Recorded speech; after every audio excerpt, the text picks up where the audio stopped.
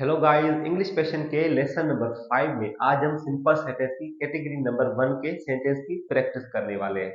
देखो गाइस, अगर आपने मेरा पिछला वीडियो लेक्चर नहीं देखा तो एक बार आप उसे जरूर देखें, क्योंकि उसमें मैंने आपको डिटेल में समझाया था कि सिंपल सेंटेंस क्या होते हैं, कितनी कैटेगरी के होते हैं और उसका जो फॉर्मेशन है वो क्या है, या फिर टेंस और सिंपल सेंटेंस में क्या फर्क है। मैं ओवरव्यू के लिए मैं आपको सिर्फ बताता चलूं कि सिंपल सेंटेंस हम उसे कहते हैं जिसमें किसी भी एक्शन नहीं होता, सिर्फ और सिर्फ आपको सब्जेक्ट के बारे में आपको सिर्फ बताया जाता है। पर मान लीजिए जैसे मैं कहता हूँ अली अच्छा लड़का है, अली मेरा दोस्त है, अली घर पर है, अली वहां पर है, तो इसमें मैंने क्या कहा, सिर्फ और सिर्फ आपको अली के बारे में आपको मैंने बताया है, किसी भी एक्शन का जिक्र नहीं हुआ। अब कुछ सेंटेंस आपके सामने है जिसको हम ट्रांसलेट करने वाले हैं इस वीडियो लेक्चर में, और मैं एंड में आपको होमवर्क भी दूंगा जो कि आप मुझे ट्रांसलेट करके आप मुझे कमेंट में बताएंगे, और मेरी आने वाली वीडियो में मैं फिर उसको आपको ट्रांसलेट करके बताऊंगा। तो जो सेंटेंस जो आपकी स्क्रीन पे आ रहे हैं, तो आप 1 मिनट के लिए आप उसे पॉज करें और आप खुद से बनाने की कोशिश करें। जिनको उर्दू नहीं आती उसके लिए एसएमएस लैंग्वेज में भी सेंटेंस है, तो आप खुद से बनाने की कोशिश करें, और उसके बाद जब मैं बनाऊंगा फिर आप उन सेंटेंस को रिलेट करिएगा कि आप कहाँ पे आप मिस्टेक कर दें। अगर आप इस चैनल पे नए हो तो इस चैनल को लाइक करें, सब्सक्राइब करें। ऐसे ही वीडियो मैं आपके लिए बनाता जाऊंगा। आपके कमेंट्स, आपके शेयर और आपके लाइक ही मेरा हौसला अफजाई करने के लिए होते हैं। तो चलते हैं सेंटेंस की तरफ। मेरा जो पहला सेंटेंस है वो मेरा दूर का रिश्तेदार है। तो देखो गाइस, कोई भी जब हम सेंटेंस ट्रांसलेट करते हैं उसका जो फॉर्मेशन क्या होता है, उसका फॉर्मेशन होता है subject plus verb plus object. कोई भी सेंटेंस हम ट्रांसलेट इसी ट्रिक से ही हम करते हैं, चाहे वो टेंस हो चाहे वो मॉडल वर्ब हो। ये जो मेरा पहला सेंटेंस है वो मेरा दूर का रिश्तेदार है, तो इसमें सब्जेक्ट क्या है, तो सब्जेक्ट है मेरा वो। ठीक है, मेरा दूर का रिश्तेदार यहां से लेके यहां तक पूरा ये मेरा ऑब्जेक्ट पार्ट है। ये क्या है मेरा, ये मेरा हेल्पिंग वर्ब है।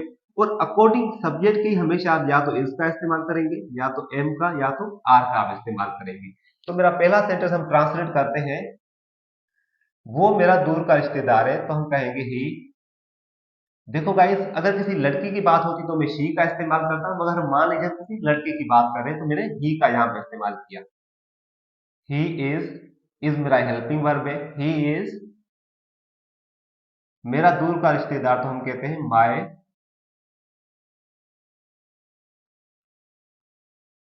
My distant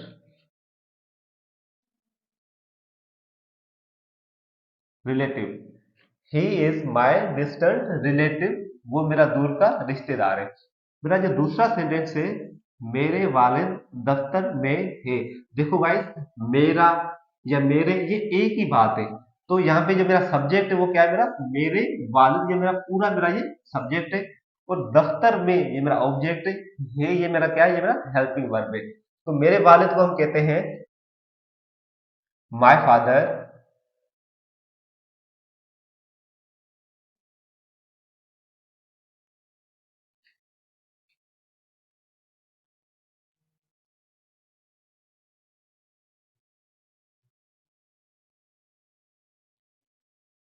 my father is in the office. My father ये मेरा सब्जेक्ट है, थर्ड पर्सन सिंगुलर है, इसलिए मैंने यहाँ पे मैंने इज का यहाँ पे मैंने इस्तेमाल किया है। इन द ऑफिस ये पूरा मेरा ऑब्जेक्ट पार्ट है। अब जो मेरा तीसरा सेंटेंस है, क्या वो वाकई खूबसूरत है। देखो गाइस, ये मेरा कौन सा सेंटेंस है, ये मेरा इंटरोगेटिव है। वहां पे ये दोनों ये सेंटेंस अफर्मेटिव में बनाए गए थे। अब ये मेरा है इंटरोगेटिव। इंटरोगेटिव बनाने के लिए क्या होता है कि सबसे पहले हम क्या करते हैं, सब्जेक्ट से पहले हम हेल्पिंग वर्ब को ले आते हैं, और हेल्पिंग वर्ब इन तीनों में से किसी एक का यूज होगा अकॉर्डिंग सब्जेक्ट के। तो यहाँ पे जो मेरा सब्जेक्ट है मेरा है वो। ठीक है, वो वाकई खूबसूरत हो, किसी लड़की की बात हो रही, तो ये मेरा वो मेरा क्या है, ये मेरा थर्ड पर्सन सिंगुलर सब्जेक्ट है। और इसके साथ इस्तेमाल होगा इसका, तो हम सबसे पहले हम इसको इसका हम लिखेंगे। हम कहेंगे इज शी वाकई खूबसूरत है, मेरा क्या है, ये मेरा ऑब्जेक्ट पार्ट हम लिखेंगे रियली ब्यूटीफुल।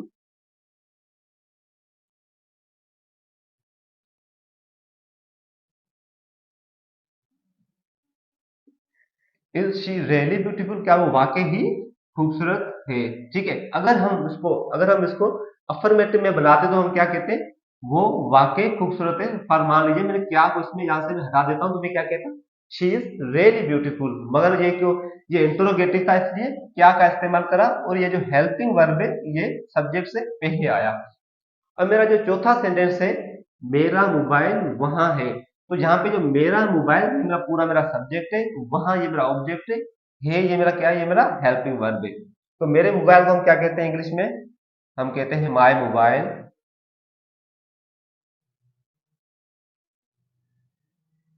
माय मोबाइल, मेरा मोबाइल इज, इसका ऐसे इस्तेमाल करके थर्ड पर्सन सिंगुलर है। मेरा मोबाइल इज, मेरा मोबाइल है वहां, तो वहां को हम क्या कहते हैं, देयर। मेरा मोबाइल वहां है, तो अगर हम इसको नेगेटिव बनाते तो देखो गाइस, नेगेटिव क्या कहते हैं, जहां पे इसके बाद हम, यहाँ पे हम नोट लगा देते, इसके बाद हम नोट लगा देते तो ये नेगेटिव हो जाता। अब मेरा जो पांचवा सेंटेंस है, क्या तुम पागल हो, ये भी मेरा इंट्रोगेटिव है। इंट्रोगेटिव में आपको जैसे मैंने अभी बताया कि हेल्पिंग वर्ब पहले आता है, उसके बाद सब्जेक्ट, उसके बाद ऑब्जेक्ट। तो इसमें जो मेरा सब्जेक्ट है वो क्या है, तुम, ये मेरा सब्जेक्ट है। आप जहां पे तुम के लिए, आप के लिए बात एक ही है। तुम मेरा ये सब्जेक्ट है, पागल ये मेरा क्या है, ऑब्जेक्ट है। क्या हो ये मेरा हेल्पिंग वर्ब में आ जाता है। तो देखो गाइस, यहाँ पे जब मैंने क्या का इजाफा करा, ठीक है, तो यहाँ इसके लिए कोई अलग से कोई वर्ड नहीं यूज होता, सिर्फ और सिर्फ हम क्या करते हैं, हेल्पिंग वर्ब का सब्जेक्ट से पहले इस्तेमाल करते हैं।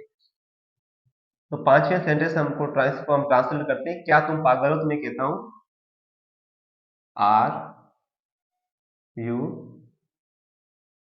मैड, क्या तुम पागल हो। देखो गाइस, ये आर क्या है, ये मेरा हेल्पिंग वर्ब है। यू मेरा क्या है, यू मेरा सब्जेक्ट है, और ये मेरे सेकंड पर्सन सिंगुलर सब्जेक्ट है। सेकंड पर्सन सिंगुलर और प्लूरल ये दोनों में यू का इस्तेमाल होता है। अगर मेरा आपने पहले वाले वीडियो लेक्चर नहीं देखे तो उसमें मैंने आपको डिटेल में समझाया कि first person, second person, third person क्या होते हैं, और हेल्पिंग वर्ब किसके साथ कौन सा यूज होता है। तो यू मेरा सेकंड पर्सन सिंगुलर, इससे मैंने आर का इस्तेमाल करा। अब हम इसी सेंटेंस को हम अगर हम अफर्मेटिव में बनाते हैं, हम क्या को अगर हम हटा देते हैं, तो सिंपली हमने क्या करना है, आर को मैंने हमने सब्जेक्ट के बाद में रख देना है। तो हम क्या करेंगे, यू आर मेड, यू का है मतलब आप, आर मतलब हो, मेड मतलब पागल, तुम पागल हो। ठीक है, अगर हम ऐसे कहते हैं, अगर हम इसे नेगेटिव बना दें तो हम ऐसे बनाएंगे, यू आर नॉट मेड, तुम पागल नहीं हो। तो देखो गाइस, यही तरीका होता है सेंटेंस बनाने का। कुछ और सेंटेंस में आपके स्क्रीन के सामने रखता हूँ, उसमें इंटरोगेटिव प्लस नेगेटिव भी होंगे और अफर्मेटिव के भी कुछ सेंटेंस होंगे, और उसके बाद मैं आपको होमवर्क भी दूंगा। देखो गाइस, ये कुछ सेंटेंस आपके सामने हैं, इसमें मैंने इंट्रोगेटिव सेंटेंस लिए हैं, जैसे पहला सेंटेंस ये से, दूसरा सेंटेंस ये, तीसरा सेंटेंस ये, तीनों मेरे क्या है, ये इंट्रोगेटिव है। अक्सर बच्चों को इंट्रोगेटिव सेंटेंस बनाने में मुश्किल पेश आती है, तो मैंने सोचा इंट्रोगेटिव पे कोई ज्यादा फोकस दिया जाए। तो इंट्रोगेटिव का जो फार्मूला होता है, सबसे पहले हम देखते हैं डब्ल्यू एच वर्ड, उसके बाद हेल्पिंग वर्ड, उसके बाद सब्जेक्ट, उसके बाद ऑब्जेक्ट। अब ये डब्ल्यू एच वर्ड क्या है, देखो गाइस, जिस सेंटेंस का आप यस और नो में आप जवाब नहीं दे पाते, वहां पे आपको डब्ल्यू एच वर्ड को आपको इस्तेमाल करना होता है। अब डब्ल्यू एच वर्ड कौन से, जैसे वाई, व्हेन, हाउ, व्हाट, तो ऐसे कई सारे सेंटेंस है। इंशाल्लाह मेरी आने वाली वीडियो लेक्चर में मैं जल्दी इसको मैं कवर करूंगा, ताकि आपको सेंटेंस बनाने में आपको आसानी है। इस सेंटेंस में भी मैंने एक दो मैंने ऐसे रखे हैं जिसमें डब्ल्यू एच वर्ड का यूज होगा। तो चलते हैं सेंटेंस की तरफ। मेरा जो पहला सेंटेंस है, क्या ये आपका पेन नहीं है, तो देखो गाइस, इसमें मैं आपसे पूछता हूँ क्या ये आपका पेन नहीं है, तो आप कहते हो यस, आप कहते हैं नो, तो इसमें तो ये डब्ल्यू एच का इसमें यूज नहीं होगा। तो सिंपली हम इसको बनाएंगे, क्या के लिए हम क्या करेंगे, हेल्पिंग वर्ब हम पहले लाएंगे, उसके बाद सब्जेक्ट, उसके बाद ऑब्जेक्ट। तो क्या को हम इंग्लिश में क्या कहते हैं, ये आपका पेन नहीं है, तो ये थर्ड पर्सन सिंगुलर, तो हम इसका इसका इस्तेमाल करेंगे, तो हम कहेंगे इज। ठीक है, उसके बाद ये को हम क्या कहते हैं, देखो भाई, आप यहाँ पे दिस भी इस्तेमाल कर सकते हैं, आप इसमें इट भी इस्तेमाल करते हैं, तो मैं यहाँ पे इट का इस्तेमाल करता हूँ। इज इट, क्या ये आपका पेन नहीं, ये पूरा मेरा ऑब्जेक्ट है। ठीक है, आपका पेन नहीं है, यहाँ पे है के लिए मैंने इसका इस्तेमाल कर लिया है।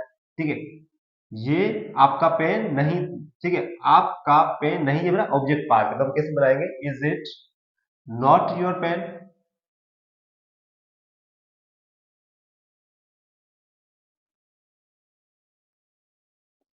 देखो गाइस, यहाँ पे आप पेन के लें, कलम के लें, बात एक ही होती है। और यहाँ पे आप है, यहाँ पे आप के लें, तुम के लें, तो ये एक ही बात होती है। तो क्या ये आपका पेन नहीं है तो हम कहेंगे is it not your pen. अगर हम इसे खाली ऐसे बनाते, ये आपका पेन नहीं है, तो मैं क्या करता, सिंपली इस इट से पहले मैं एस को मैं यहां पे ले आता, यहां पे मैं लिख लेता, मैं कहता it is not your pen, ये आपका पेन नहीं है। ये इंटरोगेटिव है, इसलिए ये इज इससे पहले आया है।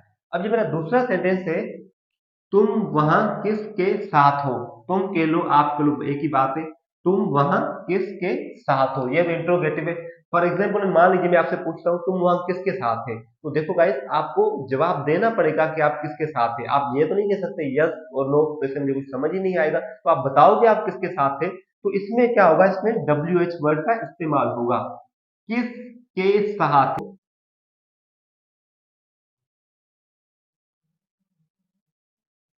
विद होम, किसके साथ, तुम वहां थे, विद होम।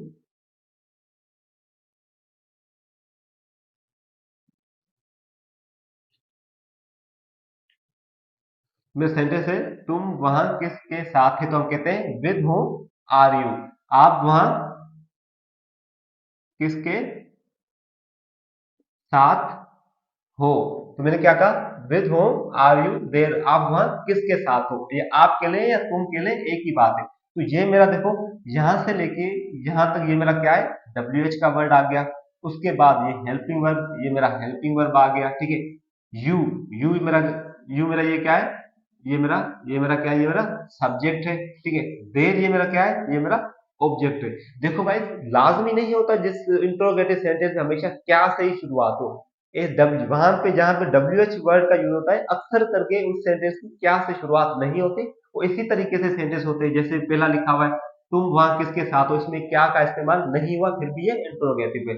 अक्सर बच्चे इसमें भी कंफ्यूज होते हैं, सर इसमें क्या तो लगा ही नहीं, तो ये डब्ल्यू एच कैसे हुआ। तो ऐसा नहीं होता। देखो गाइस, जैसे जैसे आप प्रैक्टिस करते जाएंगे, वैसे आपको चीजें क्लियर होती जाएंगी।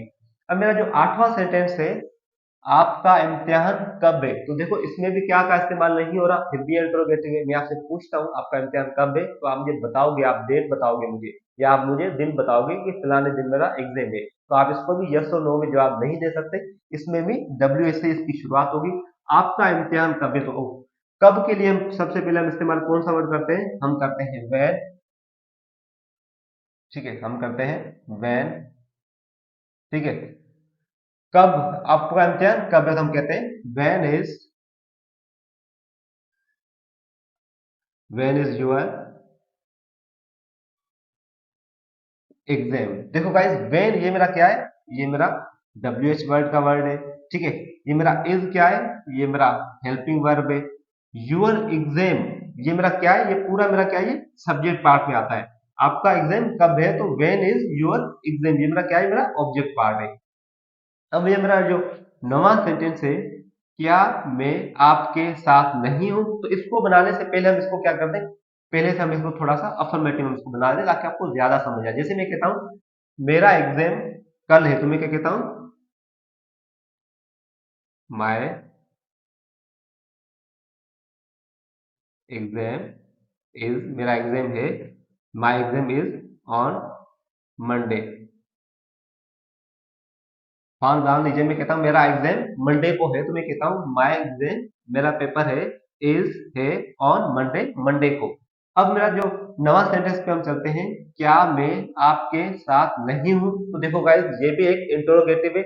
और ये कौन सा सेंटेंस है, इंटरोगेटिव प्लस नेगेटिव, तो इसमें सवाल भी किया जा रहा है, उसमें इनकार भी किया जा रहा है। तो चलो इसको हम कैसे बनाते हैं,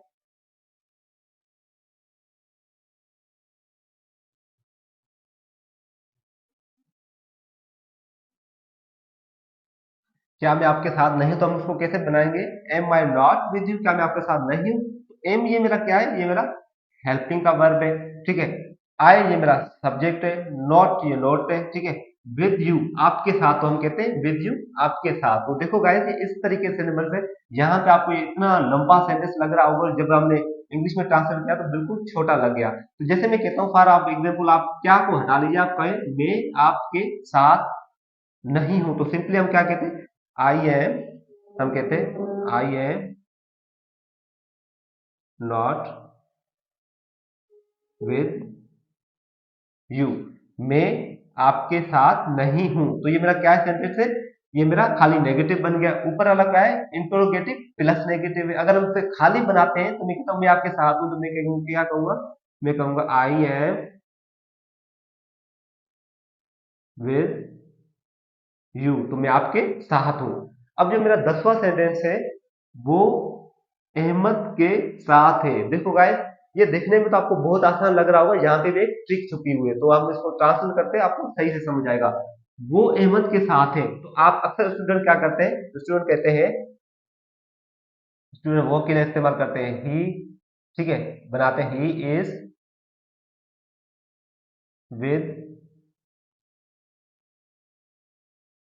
Ahmad, he is with Ahmad, वो अहमद के साथ है। वो के लिए वो क्या इस्तेमाल करते हैं, ही का या शी का, ये जो कि बिल्कुल गलत है। इसकी वजह यह है कि यहाँ पे देखो गाइस, यहाँ पे हे लिखा हुआ है, ये किसी प्लूरल की बात हो रही है, किसी सिंगुलर की बात नहीं होती। अगर वो लिखा होता है वो अहमद के साथ है, तो ये सेंटेंस बिल्कुल सही होता। मगर यहाँ पे है तो एक से ज्यादा की बात हो रही है। जब एक से ज्यादा की बात होगी तो देखो गाइस, पहले तो यहाँ पे आपकी गलती है, यहाँ पे आपने क्या देना है, आपने देना है दे।